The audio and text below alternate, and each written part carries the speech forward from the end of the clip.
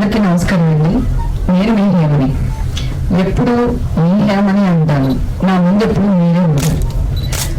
ఎప్పుడు కూడా ఈ జర్నలిస్టులు ఎవరు ఉన్నారో అందరినీ నేను ఏ మీడియా ఫంక్షన్కి రానివ్వండి, లేదా ఏమంటారు మా ఆడియో ఫంక్షన్ రానివ్వండి, మూవీ ఫంక్షన్ రానివ్వండి, ఏదైనా ఇష్యూలో వచ్చినప్పుడు రానివ్వండి, ఫస్ట్ పరిగెత్తుకెళ్ళి అందరినీ పలకరిస్తాను నేను. నాకు మీరంటే చాలా ఇష్టం. మీరు లేకపోతే నేను ఎన్ని 100 క్యారెక్టర్స్ యాక్ట్ చేసినా హేమకి ఇంత పేరు వచ్చి ఉండేది కాదు. సో మీ వల్ల హేమకి ఇంత పేరు వచ్చింది. మీ ముందు పుట్టాను, మీ ముందు పెరిగాను. ఏ ఇష్యూ వచ్చినా నా గొంతుతో మాట్లాడాను. అది ఇండస్ట్రీకి సంబంధించిన ఎనీ ఇష్యూ ఏదైనా సరే నేను మీ ముందుకు వచ్చి మాట్లాడేదాన్ని. తర్వాత ప్రభు గారు ఫోన్ చేశారు, మీలో చాలా మంది ఫోన్ చేశారు. ఒక్క రోజుకి 300-400 కాల్స్ అటెండ్ చేశాను నేను ఆ ఇష్యూలో ఉన్నప్పుడు. మీరందరూ ఫోన్ చేసినప్పుడు నిజంగా నేను అక్కడ ఉంటే అన్ని ఫోన్ కాల్స్ నేను ఎందుకు అటెండ్ చేస్తాను, అది పక్కన పెట్టేద్దాం. తర్వాత సీసీబీకి నేను ఒక్కదాన్ని వెళ్ళాను హైదరాబాద్ నుంచి. మీకు నాకున్న ఇన్ఫ్లుయెన్స్ తెలుసు, నాకున్న సర్కిల్ తెలుసు. మీ అందరికీ నిజంగా నేను తప్పు చేస్తుంటే ఒక 2-3 లాయర్లో లేకపోతే ఇన్ఫ్లుయెన్స్ పర్సన్స్ లో తీసుకుని నేను సీసీబీకి వెళ్తాను కదా బెంగళూరుకి. నేను ఒక్కదాన్ని ఎందుకు వెళ్తాను? నేను ఏ తప్పు చేయలేదు కనుక నేను ఒక్కదాన్ని వెళ్ళాను. నేను పోలీసులకి వాళ్ళు నన్ను ఎందుకు అరెస్ట్ చేశారు తెలుసా? నేనంట వాళ్ళు ఇచ్చిన నోటీసులకి రెస్పాండ్ అవ్వలేదంట 2-3 days. ఈవేళ నోటీస్ ఇస్తే నేను రెస్పాండ్ అయ్యి వాళ్ళకి నాకు వాట్సాప్ లోనే పంపించాను, నేను వాట్సాప్ లోనే పంపించాను. నా దగ్గర ఎవిడెన్సెస్ ఉన్నాయి. ఇమ్మీడియట్ గా వాళ్ళు మళ్ళీ నెక్స్ట్ డేనే మీరు వస్తారా రారా సీసీబీకి అని మళ్ళీ నేను పెట్టాను. నాకు ఒంట్లో బాగాలేదండి, నేను ఒక 2 days లో వస్తాను అని. అది కూడా వేశారు. హేమ ఒంట్లో బాగాలేదని చెప్తుంది సీసీబీకి. వాళ్ళు అరెస్ట్ చేసేస్తారు, రేపు వచ్చి అరెస్ట్ చేస్తారు, ఎల్లుండి అరెస్ట్ చేస్తారు. తర్వాత ఇంకొక విషయం కూడా క్లారిటీ చేయాలండి. పోలీసులు ఇచ్చారు ఇన్ఫర్మేషన్ అంటున్నారు. ఏ పోలీస్ ఆఫీసరు నా పేరు ఎక్కడా తీయలేదు. మీరు ఉంటే ఇప్పుడు కూడా చూపించండి, ఈ ఇంటర్వ్యూలో కూడా చూపించండి, వేయండి ఏ పోలీస్ ఆఫీసర్ నా పేరు అనౌన్స్ చేశారని. నేను చెప్తూనే ఉన్నాను, నేను బ్లాక్ నెయిల్ పాలిష్ పెట్టుకున్నాను, బ్లాక్ డ్రెస్ వేసుకున్నాను, అది నేను కాదు అని మొత్తుకుంటూనే ఉన్నాను. విన్నే లేదు. ఛానల్ పేరు తీయొచ్చో లేదో నాకు తెలీదు. నా వాయిస్ రికార్డ్ చేసి నేను ఏం మాట్లాడినా సరే అవన్నీ వాయిస్ రికార్డ్ చేసి వాయిస్లన్నీ వేసి రికార్డ్ చేయడం ఎంత పెద్ద తప్పండి. ఒకవేళ నేను తీసుకుని ఉంటే నేను విక్టిమ్ని వాళ్ళ ఫ్యామిలీని వాళ్ళని నడి రోడ్లకు లాక్కొచ్చేస్తున్నారు మీరు. మీకు విక్టిమ్లతో ప్రాబ్లమా, సమస్యతో ప్రాబ్లమా? మన యుద్ధం సమస్యలతో కానీ వ్యక్తులతో కాదు కదా. సో డ్రగ్స్ నిర్మూలించాలి. ఎక్కడి నుంచి వస్తున్నాయి, ఎలా వస్తున్నాయి, తీసుకుంటే మనం పడే ఇబ్బందులు ఏంటి చెప్పాలి. కానీ సో మా ఫ్యామిలీని అప్పుడే నా కూతురు జాబ్కి అప్లై చేస్తుంది, అప్పుడే నా కూతురు ఇంటర్ వయసుకు వచ్చింది. నా ఫ్యామిలీ నడి రోడ్డు మీద రాగేస్తారా? అందరితో చెప్తున్నాను, నేనేం చేయలేదురా బాబు, మా ఇంట్లో నుంచి బిర్యానీ వీడియో పెట్టాను, అది నా ఇల్లు, అదే నైల్ పాలిష్ ఉంది చూడండి. ఒక నైల్ పాలిష్ నన్ను కాపాడింది. మీ ఇష్టమా? ఒక న్యూస్ తప్పు చేస్తే నాకు ఒక పెద్ద మనిషితో అంటే ఈ టీవీతో చాలా పరిచయం అండి. నేను అక్కడే మళ్ళీ నా ఇది స్టార్ట్ చేశాను, నా లైఫ్ స్టార్ట్ చేశాను, రీఎంట్రీ స్టార్ట్ చేశాను ఈనాడు నుంచి.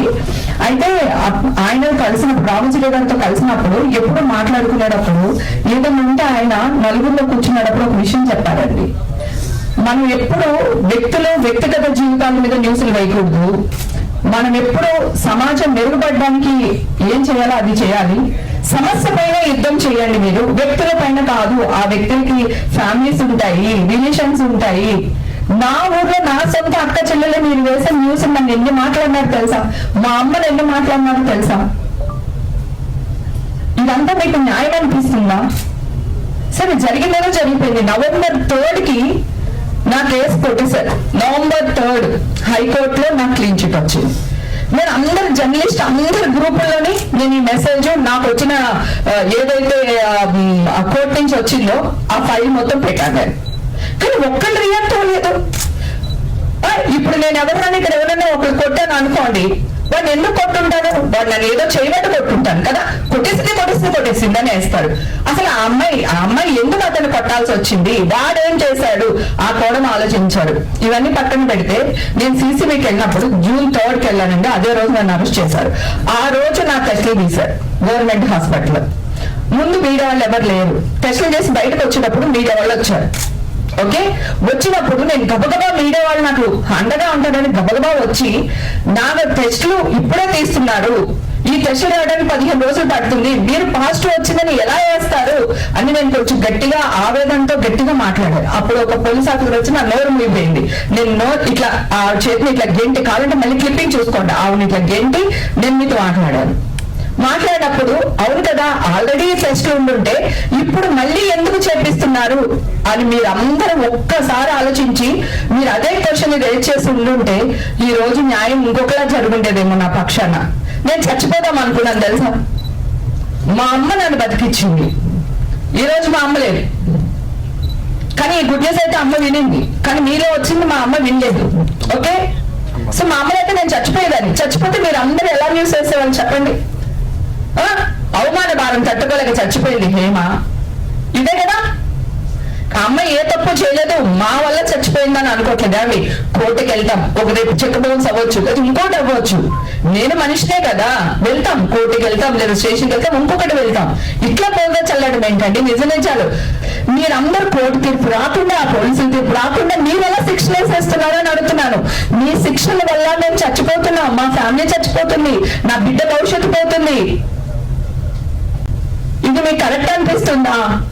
న్యాయం అనిపిస్తుందా? సరే, వేసిందేదో వేసేశారు, అయిపోయింది, మీతో నాకు గొడవ వద్దు. కానీ November 3 నాకు వస్తే ఈ రోజు వరకు హేమకి క్లీన్ చిట్ దొరికిందని ఒక్క వ్యక్తి కూడా ప్రచురించలేదు తెలుసా మీకు. నేను ఛానల్కి వెళ్ళి, నేను ఛానల్ సీఈఓలతో మాట్లాడి 2 నెలలు, ఇవాళ ఫ్రీ లేదు మా, రేపు మాట్లాడదాము, ఎల్లుండి మాట్లాడదాము, ఎల్లుండి మాట్లాడదామని ఇన్ని నెలలు గడుపుకొచ్చారు.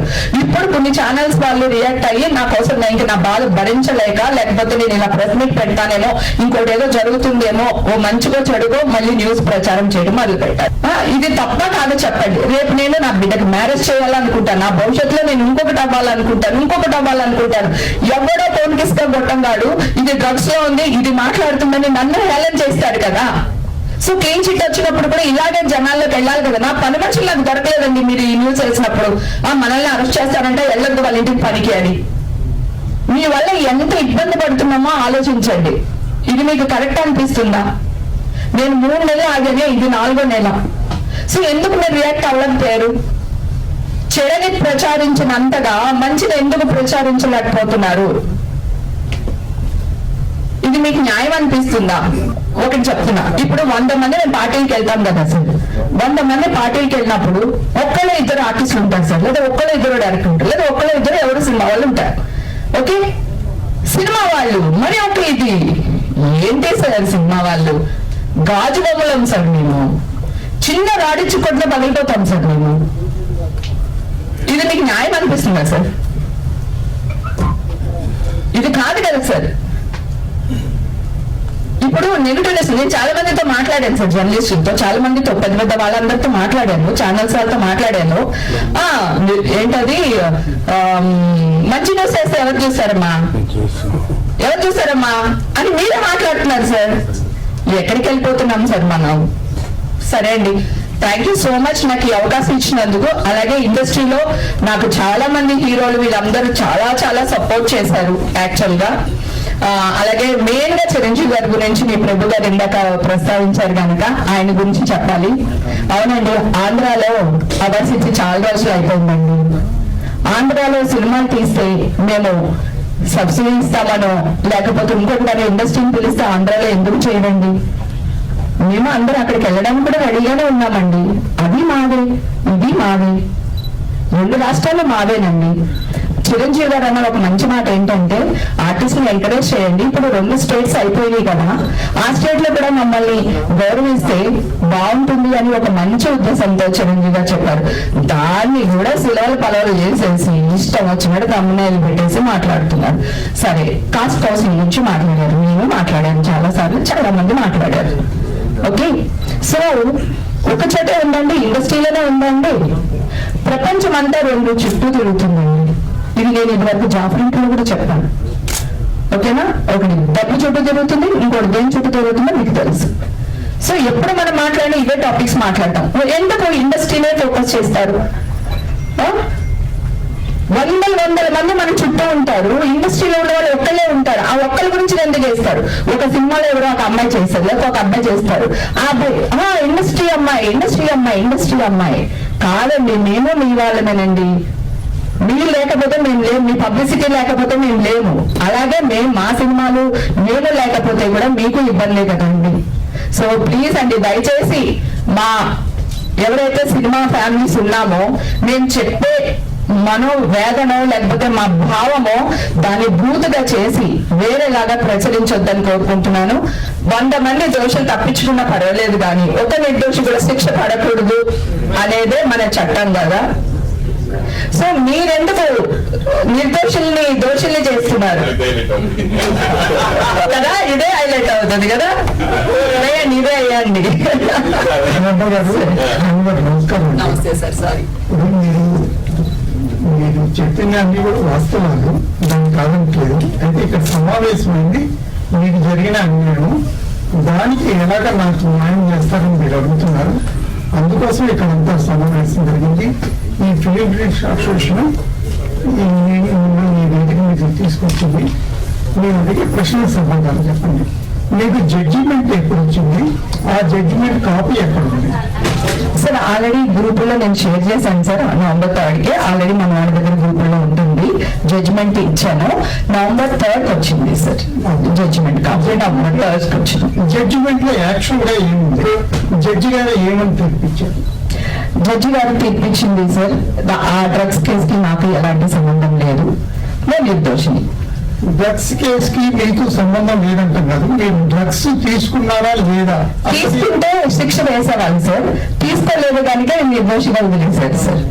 నిర్దోషిగా వదిలేయడం లేదు పరిస్థితులు. మీరు డ్రగ్స్ తీసుకున్నారా లేదా అన్న పాయింట్ లో అది క్లారిటీగా తీసుకోలేదు అని పరీక్షలు, రక్త పరీక్షలు కానివ్వండి, ల్యాబ్ టెస్ట్ వాళ్ళు అవన్నీ వాటి ఆధారంగా వాళ్ళు చెప్తారు. అవునండి, వాటి ఆధారంగానే చెప్పారండి. ఆల్రెడీ నేను అప్పుడే ఆ జూన్ తర్వాత నేను కూడా టెస్ట్లు ఏదైతే ఉందో అది నేను పబ్లిక్ గా పెట్టాను సార్. ఇదిగోండి నా టెస్టులు, మీరు ఎక్కడికి రమ్మన్నా వస్తాను, మీడియా వాళ్ళు మీరు టెస్టులు చేయించండి. నాకు కోర్టుని నమ్మొద్దు, చట్టాన్ని నమ్మొద్దు, నన్ను నమ్మొద్దు, శిక్ష అని నేను ఆల్రెడీ ఇచ్చాను సార్. మొత్తం బ్లడ్ రిపోర్ట్స్ కూడా నేను లైన్ లో పెట్టాను సార్. ఈ జడ్జిమెంట్ వచ్చిన మా అసోసియేషన్ రెస్పాన్సిబిలిటీ సార్. మా అసోసియేషన్ నా కార్డు ఫస్ట్ తీసేశారు సార్, కానీ 1 వీక్ లో ఇచ్చేసారు సార్. జడ్జిమెంట్ రాకుండా మీరు ఎలా శిక్ష వేస్తారు అని చెప్పి నేను లెటర్ రాసి ఇచ్చాను సార్.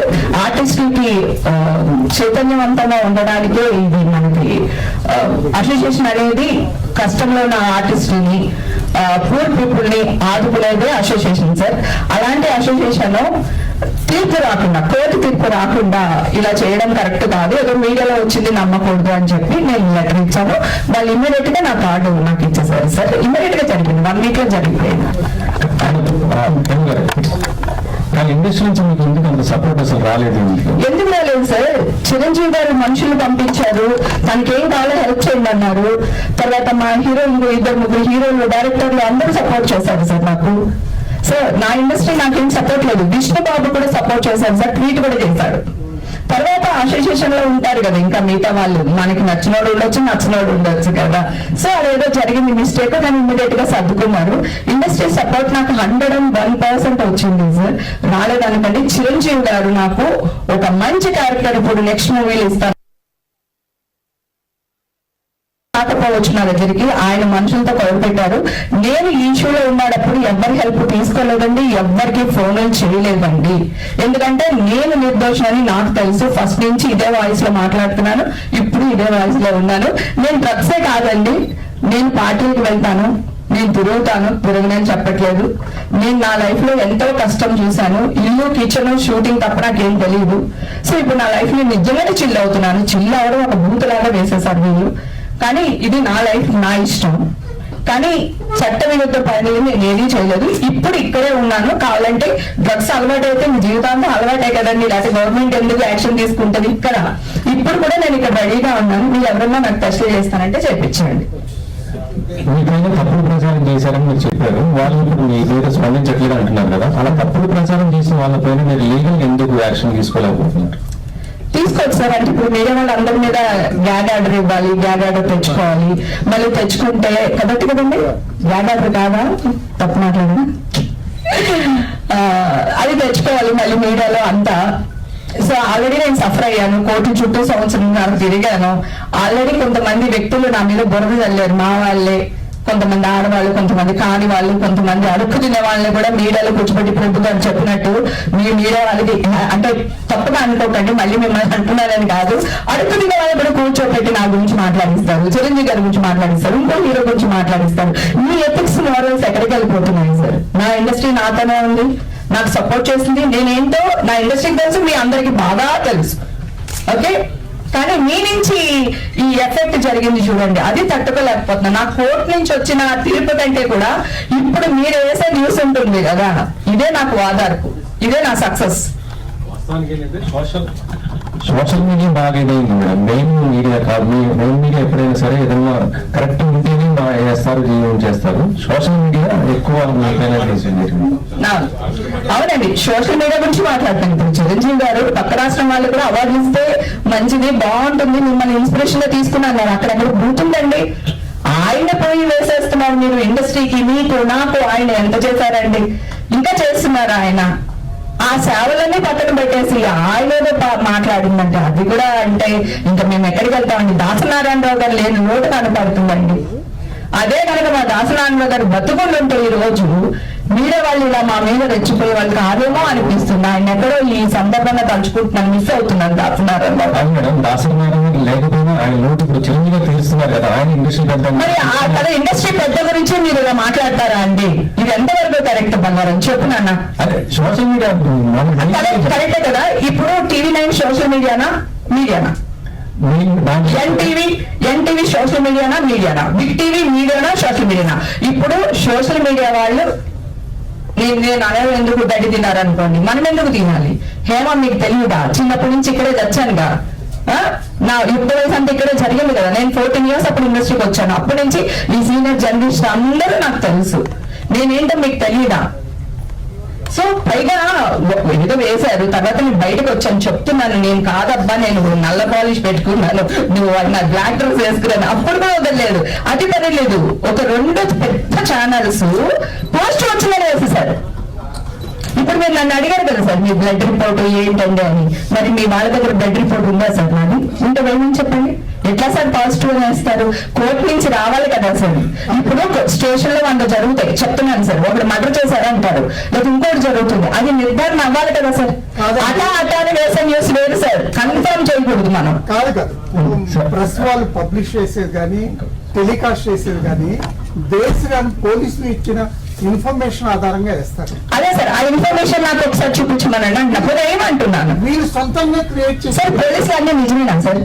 నేను అలాగే అనుకున్నా, మీ ఇష్టమే మీ ఇష్టమే. ఇప్పుడు చట్టం గొప్పదా, న్యాయం గొప్పదా అంటే ఎక్కడ వెళ్తాం సార్ మనం కదా? కోర్టు అనేది ఉంది, అందుకే అదే కదా సార్. కోర్టు నుంచి తీర్పు వచ్చిన తర్వాత కూడా వీళ్ళు ఎందుకు సార్ రియాక్ట్ అవ్వలేదు అని అడుగుతున్నా. నా బాధ, నా వ్యక్తం అదే. 3 నెలల నుంచి వీళ్ళు అందరు వెనకాల పడుతున్నాను సార్. ఇప్పుడు కూడా చూడండి, వీళ్ళు సోషల్ మీడియా వాళ్ళు ఏం చేస్తారు తెలుసా? ఇందాక దోషులు నిర్దోషుల గురించి మాట్లాడారు కదా, అదే హైలైట్ చేస్తారు వీళ్ళు. నా బాధను ఎవరు వేయరు సార్, నా బాధ మీరు చూస్తుండండి, నేను రాసిస్తాను, వీళ్ళు ఇదే హైలైట్ చేస్తారు. నేను కావాలని అదే వర్డ్ ని కావాలని చెప్పాను, తిరిగి చెప్పాను. మీ ఆవేదన కూడా వ్యక్తం కావాలి కదా, అందుకే వేస్తారు. అది నా ఆవేదన అలా వేయరు సార్. హేమకి దోషులకి నిర్దోషులకి తేడా తెలియలేదు, చూసారా మీడియాలో ఎలా మాట్లాడుతుందో, ఇలా వేస్తారు సార్. ఉన్నట్టు వేస్తే ప్రాబ్లం లేదు సార్. నాకు ఎలా వేయాలని వేస్తారు. తప్పు సార్, వాళ్ళకి ఎలాగ ఫ్యామిలీలు ఉంటాయో నాకు ఫ్యామిలీ అంటే ఇది నేను ఎందుకు తప్పు చెప్పాను అనుకుంటున్నారు? కావాలని ఇన్ని 100 సినిమాల్లో యాక్ట్ చేశాను సార్. సో ప్రభు గారితో ఎందుకు చెప్పించారంటే అట్లీస్ట్ ఆయనదన్నా క్లారిటీగా వాళ్ళు తీసుకుంటారు, వేస్తారు అని చెప్పేసి. సరే, ఇవన్నీ పక్కన పెడితే నేను అడిగిన న్యాయమా కాదో చెప్పండి సార్. ఏ సార్ పెద్దగా చెప్పండి. నాకు ఆడపిల్ల ఉంది సార్, నా సంసారం ఉంది. ఒకవేళ నేను డ్రగ్స్ తీసుకున్నానే అనుకుందాం సార్, నా ఫ్యామిలీని ఎందుకు సార్ రోడ్డు మీద వేస్తారు మీరు? నేను విక్టిమ్ని వేయకూడదు. చట్ట ప్రకారం, న్యాయ ప్రకారం మీకు అది తెలుసా సార్? మీరు సింగర్, మీరు చెప్పండి సార్. అది ఉందా? కాదండి, మీరు పర్సనల్ గా ఛానల్స్ కి వెళ్ళారా? తర్వాత ఈ జడ్జిమెంట్ వచ్చారు, వెళ్ళాను సార్. వాళ్ళు ఏమన్నారు? వాళ్ళ రెస్పాన్స్ చెప్పండి. రేపు ఎల్లుండి అవట్లేదు. 3 నెలల నుంచి అసలు 3 నెలలు అసలు పట్టించుకోలేదు సార్. లాస్ట్ మంత్ నుంచి నేను వెళ్తున్నాను సార్. ఛానల్ CEO ఒక ఎవరో ఎక్స్ప్రెస్ ఉన్నారు, వాళ్ళు మనకు దొరుకుతారా సార్ చెప్పండి? మా మీడియా వాళ్ళు వీళ్ళే దొరుకుతారు నాకు, వీళ్ళందరినీ బతిమాలుకున్నాను సార్. ప్రతి గ్రూప్ లోనే పెట్టాను సార్, నాకు వచ్చింది అని అందరికీ వచ్చి ఉంటుంది, అందరికీ పెట్టాను sir. Social media printing media అందరికీ పెట్టాను సార్, కానీ ఒక్కళ్ళు రియాక్ట్ అవ్వలేదు సార్. సరే, మీరు ఇప్పుడు ఏం కోరుకుంటున్నారు? మీకు మీ తరఫు నుంచి చెప్పండి. ఏం లేదు సార్, అప్పుడు ఆ న్యూస్ వేశారు కదా సార్, ఇప్పుడు ఈ న్యూస్ వేయండి అనుకుంటున్నా. అది వేయటానికే వచ్చారు మన వాళ్ళు. అది చాలు సార్, అంతే తప్ప మళ్ళీ దీన్ని బురద చల్లి తమ్నేల్స్ వేరే పెట్టి అలా చేయకుండా మీకు అందరికీ దండం పెడుతున్నా. ప్లీజ్ సారీ వాళ్ళు హేమర్ యాజ్ ఏ ఉమెన్ గా మీరు చాలా సఫర్ అయ్యారు అంతా చెప్పారు, బాగుంది. బట్ ఇన్ని ఇయర్స్ మీరు ఇండస్ట్రీలో జర్నీ చేసినప్పుడు మీ మాస్ వేషన్ నుంచి కరాటే కళ్యాణి గారే కానివ్వండి, మిగతా వాళ్ళు కూడా ఎవరు వచ్చి మీరందరూ రెగ్యులర్ గా మీరందరూ ఒకటే దగ్గర వర్క్ చేసే పర్సన్స్, వాళ్ళు కూడా వచ్చి హేమ అలా కాదు అని కాకుండా నెగిటివ్ గా రెస్పాండ్ అయ్యారు కదా వాళ్ళందరూ. సో ఎంతమంది నెగిటివ్ గా రెస్పాండ్ అయ్యారా? ఒకలా ఇద్దరా 100 మంది? ఒక ఇద్దరు కదా. సో అంటే లక్షల మంది నాకు సపోర్ట్ గా ఉన్నట్టే కదరా. అది పక్కన పెడితే ఇప్పుడు మీరు అడిగిన ఆవిడ పైన నేను క్రిమినల్ కేసు పరువు నష్టం దాబా ఆల్రెడీ వేశాను, ఆవిడ కోర్టుకు వెళ్తున్నారు. ఎందుకంటే నేను తిట్టేయచ్చు, నాకు ఎవరు ఉంది. ఇప్పుడు నేను అందరినీ అడిగినట్టు నేను కూడా వాళ్ళ గురించి ఇంకో 4 మాటలు అనేయచ్చు, కానీ ఎక్కడ ఒక చోట ఫుల్ స్టాప్ పెట్టాలి. సో ఒక లేడీ కష్టంలో ఉన్నప్పుడు మంచిగా చేయడం ముందు సపోర్ట్ చేయాలి, సో బయటకు తీసుకురావాలి. అంతే తప్ప ఒక అసోసియేషన్ లో బాధ్యత గల పదవిలో ఉన్న ఒక ఆవిడ ఇట్లా మాట్లాడే అంతవరకు కరెక్ట్. సరే, ఇప్పుడు తీర్పు వచ్చింది కదా, ఇప్పుడు రియాక్ట్ అయింది ఆవిడ, ఎందుకు రియాక్ట్ అవ్వలేదు? అదే అంటే నిజాలు మాట్లాడడానికి ఎవరికి నచ్చదురా, గొంతులు చేదుగా ఉంటది, అబద్ధం తీరా ఉంటది, బాగా ఇష్టం అందరికి. సో నేను అదే అడుగుతున్నాను. నా పాయింట్ ఏంటంటే మీ ఇద్దరికి ఏమన్నా పర్సనల్ రైవల్టీ ఏమన్నా ఉందా ఏంటమ్మా? నేను ఆల్రెడీ లెటర్స్ ఇచ్చానండి మాస్టర్ ఆవిడ. మాస్టర్ సారీ చెప్పిందని విష్ణుబాబు చెప్పారు, నాకు తెలియదు, నాకైతే సారీ చెప్పలేదు ఆవిడ. సో నేను కోర్టుకి వేసేసాను కదా. సో కాబట్టి మీ ఇద్దరికి ఏమన్నా పర్సనల్ రైవల్టీ ఉందా? ఎందుకు అంటే పాజిటివ్ చెప్పకపోయినా పట్ల చాలా మంది సైలెంట్ గా ఉన్నారు, రియాక్ట్ అవ్వకుండా ఉన్నా కూడా ఓకే ఫైన్. చూసారా, ఏంటోనే ఎక్కువ డామినేట్ చేస్తుంది అంటానికి మీరే సాక్ష్యం. ఒక్క అమ్మాయి మాట్లాడింది, మీరు మార్చి మాట్లాడుతున్నారు, నేను వాళ్ళ మీద కేసులు పెట్టేసాను అయిపోయింది కదా, మళ్ళీ అదే ఎందుకు మాట్లాడుతున్నాం అంటే నెగిటివ్ ఇష్టం మనకి, పాజిటివ్ నెగిటివ్ కాదు. మీ ఇద్దరికి ఇంతకు ముందు ఏమైనా ఇష్యూస్ లేకుండా అమ్మాయి ఎందుకు అట్లా మాట్లాడుతున్నది నా పాయింట్. అంటే మీ ఇద్దరికి ఈ ఇష్యూ కాకముందు ఏమైనా పర్సనల్ రైవల్టీ ఉందా? ఎగ్జాంపుల్ అది ఉందో లేదో అమ్మాయినాడు. నాకు ప్రాబ్లం వచ్చింది, నా మీద బురద జల్లింది, నా క్యారెక్టర్ గురించి మాట్లాడింది, నేను కోర్టుకు వేశాను, ఇది జరిగింది కదా. సో ఆ అమ్మాయికి నాతో ఏమైనా ఇష్యూలు ఉన్నాయా, గొడవలు ఉన్నాయని ఆ అమ్మాయిని అడగండి ఇప్పుడు పిలిచి చెప్పు. సరే అండ్ ఎలా ఉన్నారు అంత సూర్య అంటారు చెప్పండి. ఏంటంటే టీవీ నైన్ కానీ ఎన్టీవీ కానీ టీవీ ఇట్లా నేను కూడా అనవసరంగా వేశారు కదా, వాళ్ళ మీద లీగల్ యాక్షన్ తీసుకోవచ్చు కదా? లేదు సార్, నాకు మీడియా కావాలి. I love media. ఇక్కడ ఈ కార్యక్రమం మనం ఏర్పాటు చేసింది జరిగినటువంటి జరిగిన నష్టాన్ని కూర్చుకోవటం, ఆవేదన వ్యక్తం చేసుకోవటానికి మరలా మీడియాతో ఒక హ్యాండ్ ఇన్ హ్యాండ్ గా వెళ్ళటం గురించి తప్ప మళ్ళీ మీడియాతో ఒక తనకొక రచ్చ తనతో మనకొక రచ్చ అనేటువంటిది గుంజుకోవడానికి గిచ్చుకోవడానికి మళ్ళీ రెచ్చగొచ్చుకోవడమే కాదు. దయచేసి let us not take the names please. మన వల్ల ఏమైనా కొంచెం పేర్లు తను చెప్పిన అసలు ఆ పేర్లు మాత్రం దయచేసి డిలీట్ చేయండి కాదు, ఫ్లోలో చెప్పాను అంతే తప్ప ఎవరిని ఉద్దేశపూర్వకంగా చేయాలనేటువంటిది కాదు. ఇది ఒక సమస్యకు పరిష్కారం, ఒక ఆవేదనకు ముగింపు మాత్రమే అనేటువంటి సెన్స్ తీసుకోండి తప్ప దయచేసి మళ్ళీ ఒక పరస్పరమైనటువంటి ఒక కాంట్రవర్సీ క్రియేట్ అవ్వడానికి ఇది వేదిక కాకూడదు ప్లీజ్. నిజమేనండి, గతంలో మీరు ఇప్పుడు అన్న ఛానల్స్ ఏవైతున్నారో నాకు పెద్ద సపోర్ట్. నాకు ఏదన్నా జరిగితే నాకు టీవీ 9 ఉంది, నాకు ఎన్టీవీ ఉంది అనే మనిషిని నేను, ఓకేనా? సో నాకు మీడియా కావాలి, కానీ మీడియాలో ఒక అన్యాయం జరిగింది లేదా ఒక మిస్టేక్ జరిగింది. ఎప్పుడైనా ఈ టీవీలో మిస్టేక్ జరిగినప్పుడు పెద్ద ఆయన వచ్చి సారీ చెప్పేస్తారు. సో ఇప్పుడు మిమ్మల్ని ఎవరిని నేను సారీ చెప్పాను అనట్లేదు, I love my brothers and sisters, okay?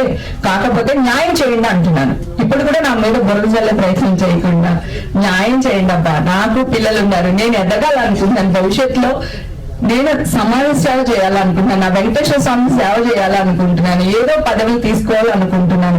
ఈ మచ్చ మొన్న ఒక రీసెంట్ గా ఒక పోస్ట్ పెడితే రేపటి వెళ్ళట్లేదా అని ఒక నాకు పెట్టాడు. ఎక్కడ కాదు ఆలోచించండి, అది నా దాంట్లో దానికి. ఆ, ఇది ప్రాబ్లం ఎక్కడుంది చెప్పండి చెప్పండి సార్.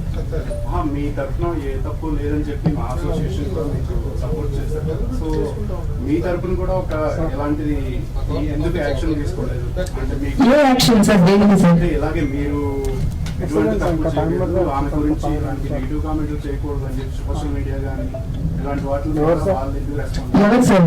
అసోసియేషన్ అసోసియేషన్ వాళ్ళ అసోసియేషన్ వాళ్ళు ఎందుకు వస్తారు సార్? విష్ణు గారు కానీ కాదు సార్, విష్ణు ఆల్రెడీ ఒక ట్వీట్ చేశారు నా పైన, గుర్తుంది మీకు? స్టార్టింగ్ లో చేశారు కదా, చేశారు. తర్వాత నా కార్డు నాకు ఇచ్చేసారు సార్, వెంటనే ఇచ్చేసారు, వితౌట్ ఎనీ పర్మిషన్ వెంటనే చేసేసారు. ఇంకా అంతకంటే ఇంకేం చేయాలి సార్? మళ్ళీ సోషల్ మీడియాకి వచ్చి మాట్లాడి విష్ణుకి హేమకి ఏముంది సోషల్ మీడియాకి వచ్చి మాట్లాడారు అని తమ్ముళ్ళు వస్తాయి సార్. ఎవరు సార్? నేనున్నాను, నేను వస్తానా సార్ అవకాశం? అట్లాగే ఇది కూడా. కానీ నాకు సపోర్ట్ అయితే 100% ఇండస్ట్రీ నుంచి ఉంది. నేను ఇంకోటి చెప్తున్నాను, అందరూ కాదు, ఇప్పుడు కూడా మరి TV9 వాళ్ళు నా గురించి మంచి న్యూస్ వేశారు, అలాగే TV5 వాళ్ళు వేశారు. ఇప్పుడు ఎన్టీవీ రాజశేఖర్ గారితో మాట్లాడాను, ఆయన లైవ్ పెడతాను అన్నారు. కొంతమంది వ్యక్తులు ఉంటారు సార్, నేను వెళ్ళొచ్చు సార్, మీరు అన్నట్టు నా దగ్గర సాక్ష్యాధారాలు అన్నీ ఉన్నాయి, వెళ్ళొచ్చు. కానీ నాకు మీడియా కావాలి సార్, మీడియా లేకపోతే నేను లేను సార్. నా స్ట్రెంగ్త్ మీడియా సార్, నా వీక్నెస్ మీడియా సార్. ఎవరో ఫోన్కి ఇస్తా కొట్టని ఎవరో ఒక తంట నేను పట్టించుకుంటానా సార్ కదా? కానీ మీడియా అంటే పట్టించుకుంటాను నేను. నాకు మీడియా కావాలి, మీడియా లేనిదే ఏం లేదు. నాకు ఏదైనా ఒక అన్యాయం జరిగితే అర్ధరాత్రి ఫోన్ చేస్తే మీడియా వాళ్ళు అందరూ వస్తారు నాకు సపోర్ట్ గా అని అంత ధైర్యం సార్. ఎక్కడో మిస్టేక్ జరిగింది, దాన్ని కొంచెం ప్లీజ్ ఇప్పుడు జెన్యూన్ న్యూస్ వేయండి అంతే తప్ప నిర్దోషులు దోషులు వద్దు సార్ ప్లీజ్. 100 మంది దోషులు తప్పించుకున్న పర్వాలేదు, కానీ ఒక్క నిర్దోష తప్పించుకోకూడదు. నాకు ఇది తెలుసు, జనసేనలో జాయిన్ అవుతారని మీకు న్యూస్ వచ్చింది.